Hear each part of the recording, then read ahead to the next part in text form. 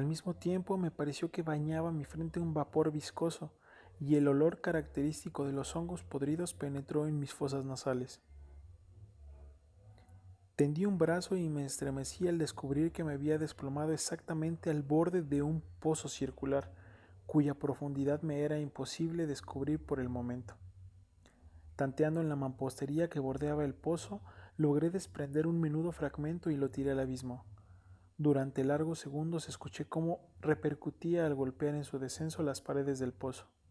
Hubo por fin un chapoteo en el agua, al cual sucedieron sonoros ecos. En ese mismo instante oí un sonido semejante al de abrirse y cerrarse rápidamente una puerta en lo alto, mientras un débil rayo de luz cruzaba instantáneamente la tiniebla y volvía a desvanecerse con la misma precipitación. Comprendí claramente el destino que me habían preparado y me felicité de haber escapado a tiempo gracias al oportuno accidente. Un paso más antes de mi caída y el mundo no hubiera vuelto a saber de mí. La muerte a la que acababa de escapar tenía justamente las características que yo había rechazado como fabulosas y antojadizas en los relatos que circulaban acerca de la Inquisición. Para las víctimas de su tiranía se reservaban dos especies de muerte, una llena de horrorosos sufrimientos físicos y otra acompañado de sufrimientos morales todavía más atroces. Yo estaba destinado a esta última. Mis largos padecimientos me habían desequilibrado los nervios, al punto que bastaba el sonido de mi propia voz para hacerme temblar, y por eso constituía en todo sentido el sujeto ideal para la clase de torturas que me aguardaban. Estremeciéndome de pies a cabeza, me arrastré hasta volver a tocar la pared, resuelto a perecer allí antes de que arriesgarme otra vez a los horrores de los pozos, ya que mi imaginación concebía ahora más de uno, situados en distintos lugares del calabozo. De haber tenido otro estado de ánimo, tal vez me hubiera alcanzado el coraje para acabar de una vez con mis desgracias, precipitándome en uno de esos abismos. Pero había llegado a convertirme en el peor de los cobardes. Y tampoco podía olvidar lo que había leído sobre esos pozos. Esto es, que su horrible disposición impedía que la vida se extinguiera de golpe. La agitación de mi espíritu me mantuvo despierto durante largas horas, pero finalmente acabé por adormecerme. Cuando desperté, otra vez había a mi lado un pan y un cántaro de agua. Me consumía una sed ardiente y de un solo trago vacié el jarro. El agua debía contener alguna droga, pues apenas la hube bebido me sentí irresistiblemente adormilado. Un profundo sueño cayó sobre mí, un sueño como el de la muerte. No sé, en verdad, cuánto duró, pero cuando volví a abrir los ojos, los objetos que me rodeaban eran visibles. Gracias a un resplandor sulfuroso, cuyo origen me fue imposible determinar al principio, pude contemplar la extensión y el aspecto de mi cárcel. Mucho me había equivocado sobre su tamaño. El circuito completo de los muros no pasaba de unas 25 yardas. Durante unos minutos esto me llenó de una vana preocupación. Vana, sí, pues nada podía tener menos importancia en las terribles circunstancias que me rodeaban que las simples dimensiones del calabozo. Pero mi espíritu se interesaba extrañamente en nimiedades y me esforcé por descubrir el error que había podido cometer en mis medidas. Por fin se me reveló la verdad. En la primera tentativa de exploración había contado 52 pasos hasta el momento en que caí al suelo. Sin duda en ese instante me encontraba a 1 o 2 pasos del jirón de estameña, es decir, que había cumplido casi completamente la vuelta del calabozo.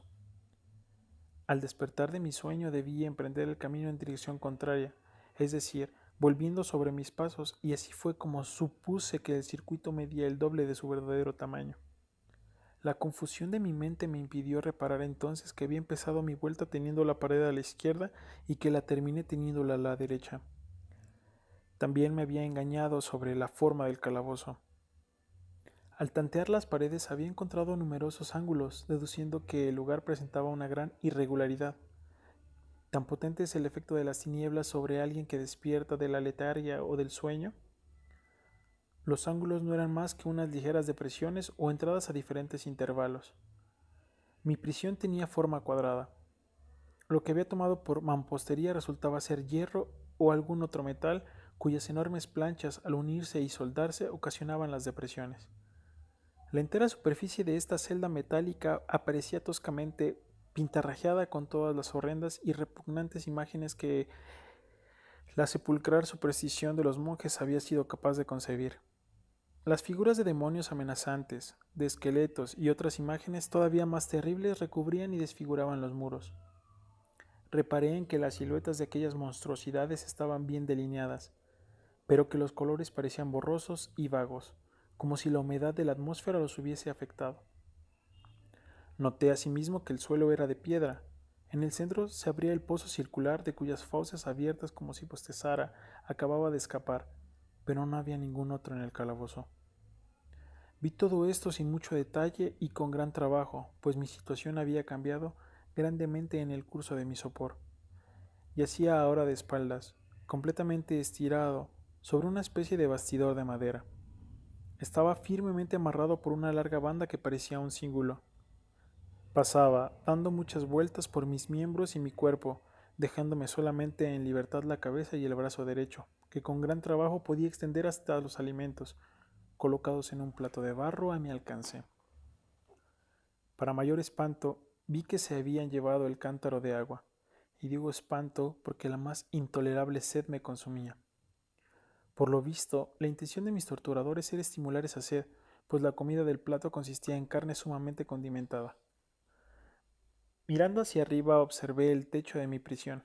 Tendría unos 30 o 40 pies de alto, y su construcción se asemejaba a la de los muros.